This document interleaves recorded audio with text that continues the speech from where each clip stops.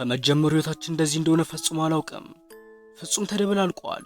ሁሉም ነገር ግራ የገባው ሆኗል። የትኛው እውነት ወይም ደግሞ የትኛው ውሸት እንደሆነ ማንም ማወቅ አይችልም። እስቲ አንድ ጥያቄ ልጠይቃችሁ። መንታ ወንድም ከሌላችሁ ወይም ደግሞ ራሳችሁን በመስታወት ፊት ቆማችሁ እያያችሁ ካልሆነ በስተቀር ሌላ እናንተ ተመሳሳይ ቢመጣ ምንድን ነበር የምታደርጉት? አውቃለሁ የማታውቀው መንታ ወንድም ቢሆንስ ምናምን እንደምትሉኝ። እሺ ይሁን፣ እሱ የኔ መንታ ወንድም ነው እንበል። ነገር ግን አባቴ፣ እናቴ፣ ወንድምና እህቴ ብቻ ሁሉም የራሳቸው ተመሳሳይ ቢኖራቸውስ? ይሄ ግራ የሚያጋባ ነገር ነው አይደል? እኛም ጋር እንደዚህ ነው የተፈጠረው። እሺ ትንሽ ወደ ኋላ ልመለስና ሁሉም ነገር ልንገራችሁ። ሁሉም ነገር የተፈጠረው ሁላችንም የቤተሰብ አባላት ቁጭ ብለን እራት እየበላን ባለበት ሰዓት ነበረ። እናትና አባቴ ፊት ለፊት እየተያዩ ስለሚቀጥሉት ወጪዎቻቸው እያወሩ ነበረ። እኔና ማሂ ደግሞ እራት እየበላን። ይኸውላችሁ ይሄ ነገር የሚያተኩረው እኔ ላይ ብቻ አይደለም፣ እህቴ ማሂንም ይጨምራል። አዎ ራሳችንን ከበላን በኋላ ወደ ክፍላችን ገብተን ተኛን። እህቴ አልጋው ላይ ተኝታ ጣሪያውን እየተመለከተች ነበረ። ምን ሆነሽ ነው ማሂ? ምንድን ነው የሚያሳስብሽ? ቀስ ብዬ ጠየቅኳት፣ ግን ምንም አልተናገረችም። በእርግጥ እኔና ማሂ ይህን ያህል አንቀራረብም፣ ማለት አናወራም ምናምን፣ ግን ደግሞ የዚህን ያክል ጸባዩ ሲቀየር አይቼ አላውቅም። ይህ ስሜት ለእኔ ብቻ ይሰማኝ እንደሆነ እርግጠኛ አይደለሁም፣ ግን ለየት ብላለች። ብዙ አታወራም፣ አትበላም፣ ምንም አይነት ስሜት ፊቷ ላይ አይታይም። እናትና አባቴ በዚህ ነገር ተደናግጠው ወደ ሆስፒታል ወስዷት ነበረ። ግን ደግሞ ዶክተሩ ምንም በሽታ እንደሌለባትና ዝም ብሎ ድብርትና ጭንቀት ብቻ እንደሆነ ነገረን። 63ኛው ቀን ላይ ደርሰናል። አሁን ደግሞ በጣም ብሶባታል። እንደተለመደው ራታችንን በልተን ወደ መኝታችን ከሄድን በኋላ ነበረ ጀርባዬን ነካ አድርጋኝ የሆነ ወረቀት የሰጠችኝ። ምንድን ነው ጠየቅኳት፣ ግን ምን መልስ ሳትሰጠኝ ወደ መኝታዋ ሄደች። እኔም ይህን ባህሪዋን ስለለመድኩት ጸጥ ብዬ ወረቀቱን ማንበብ ጀመርኩ። ወረቀቱን አንብቤ ስጨርስ ትንሽ ደንግጬም ነበረ፣ ግን ደግሞ ችላ አልኩት። ወረቀቱ ላይ የተጻፈው ጽሑፍ እንዲህ ይላል። ሁሉም ነገር ዛሬ ያበቃል። ምን ማለቷ ነው ሁሉም ነገር ዛሬ ያበቃል ስትል? እሱ የገባኝ ሌሊት ላይ ነበረ። በድንጋጤ ባንኜ የተነሳው ዙሪያዬን ተመለከትኩ፣ ምን እየተፈጠረ እንደሆነ ለማወቅ። ሁሉም ነገር በቦታው ነበረ፣ ግን የሆነ የተለየ ነገር አለ። እህቴ አልጋው ላይ የለችም። ምንድን ነው ሚኪ? ማሂስ? በድንጋጤ ውስጥ ሆኖ ጠየቀኝ። እኔ እንጃ፣ እኔም ድምፅ ሰምቼ ከነቃው በኋላ አላዩዋትም።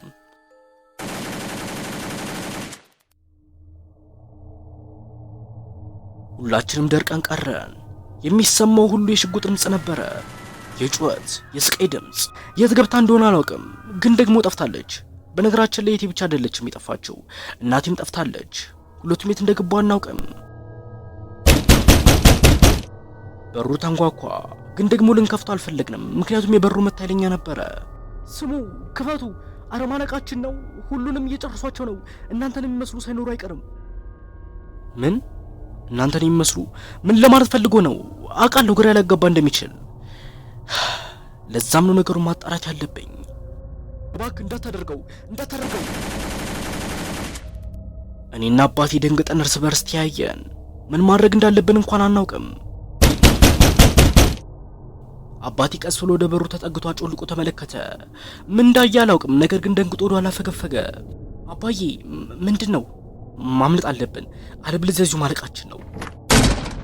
ዞሬ ወደ በሩ ተመለከትኩ፣ ይህን ሁሉ ጥንቅጥ ማን እየፈጠረው እንደሆነ ለማወቅ። 4 ሰዎች ነበሩ። እነሱ ስመለከት ደርቄ ነበር የቀረሁት። ሁሉም እኛን ይመስላሉ፣ ማለቴ ሁሉም አባቴን፣ እናቴን፣ እኔንና እህቴን ይመስላሉ። አንድ ሰው ነቃነቃለሁ ቢል በዚህ ሽጉጥ ድምጥማጣችሁን ነው የማጠፋው። ወይ አንተ ማነህ? ኦ አስደነገጥኩ እንዴ ሚኪ? ይቅርታ በጣም አውቃለሁ መሞታችሁ አይቀርም፣ ግን ደግሞ መጀመሪያ ላይ ላስረዳችሁ ሞክራለሁ። እሺ አታስብ። ይሁላችሁ ነገሩ እንደዚህ ነው። እኛ የእናንተን ተመሳሳይ ነን። ምን ተማለት ነው? አይ እንደዛ አይደለም። ነገር ግን እናንተን ሙሉ ለሙሉ የምንመስል ሰዎች ነን። ይሁላችሁ እኛ የምንኖረው እዚህ አይደለም። የምንኖረው ከመሬቱ ጥልቅ ክፍል በሚገኙ ቦታ ላይ ነው። እዛ ውስጥ አጠቃላይ የኛ ዞር ወደ 76 ዓመት 76 ዓመት ኖሯል። ግን ደግሞ አሁን ይበቃል። እስከ ዛሬ ድረስም እዛ ውስጥ የኖርነው እናንተን ባህሪ ምናምን ብቻ ሁላችሁም ለማጥናት ስንል ነበር። ሙሉም ለሙሉ ደግሞ የተሳካልን ይመስለኛል።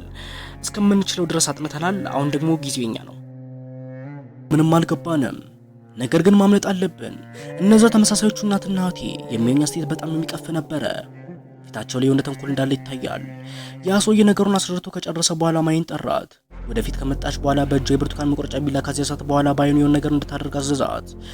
100% እርግጠኛ ነበርኩ ትእዛዙ ገዳያቸው የሚል እንደነበረ። በዚህ ጊዜ እኔና አባቴ ሙሉ ለሙሉ አረጋገጥን ያቺ ልጅ ማሂ እንዳልሆነች። የተጠግታ እኔን ልትወጋኝ ስትል ነበረ። አባቴ በፍጥነት ቢላውን ተቀብሎ አንገቷ ላይ ደቀነው። በዚህ ጊዜ አባቴን የሚመስለው ሰውዬ በጣም ደነገጠ። ቃነቃለሁ ብትል ጉሮሯን ነው መበጥሰው። ይኸው አስቀምጣለሁ። ተነስ፣ ወደ መውጫው በር ሂድ፣ ፍጠን ዳለኛ ደረው። ሮጬ ወደ መውጫው በር ሄዱ። አባቴ ግን አልመጣም። ና እንጂ። እኔ አልመጣም። ነገሩን ማጣራት አለብኝ። እናትና እህትን ማዳን አለብኝ። ስለዚህ አንተ ሂድ። ጥዬ አልሄድም። ሂድ አልኩ እባክህ፣ በቁጣ ተናገረ። እኔም እያለቀስኩ ከዛ ቦታ ሮጬ አመለጥኩ። በዚህ ጊዜ አባቴ እህቴን የምትመስለዋን ልጅ ለቀቃት። በስተመጨረሻም የሰማሁት እነዚህን ሁለት ድምጾች ነበረ። የማትረባነ ያንን ልጅ ፈልጋችሁ ይዛችሁት፣ አንተ ደግሞ ደህና ሁን።